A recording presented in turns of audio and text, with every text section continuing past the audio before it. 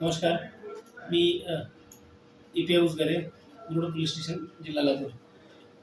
मागच्या 2-3 दिवसापासून पोलीस प्रशासन आणि स्थानिक पातळीवर तसेच वरिष्ठांच्या आदेशाने विविध अवैध धंदे यावर कारवाई करण्याच्या अनुषंगाने उपाययोजना आखत होतो.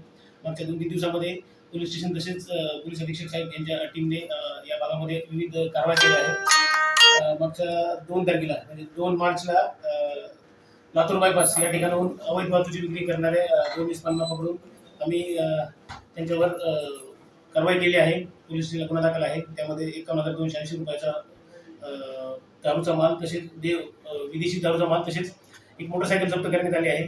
3 तारखेला 16 लिटरची गावठी हातपट्टीची रेड ठामरेनगर परिसरात मुरुड या ठिकाणी करण्यात आली आहे. तसेच आज सकाळी माननीय पोलीस अधीक्षक साहेब यांची पथक व पोलीस स्टेशनची टीम यांनी संयुक्तपणे एक कारवाई केली आहे. त्यामध्ये देशी दारूचा जवळपास 1 लाख रुपयाचा माल आणि व्हेकल असं 2,51,000 रुपयाची कारवाई आज करण्यात आली आहे. मागच्या 2-4 दिवसांमध्ये पोस्टेच्या अंतर्गत 3 लाखाच्या जवळपास जी काही अवैधपणे वाहतूक करणारी आणि या परिसरात विक्री होणारी दारू या संदर्भाने पोलीस स्टेशनच्या मार्फतीनं कारवाई करण्यात आली आहे. तसेच त्या व्यतिरिक्त मटकेची कारवाई करण्यात आली आहे.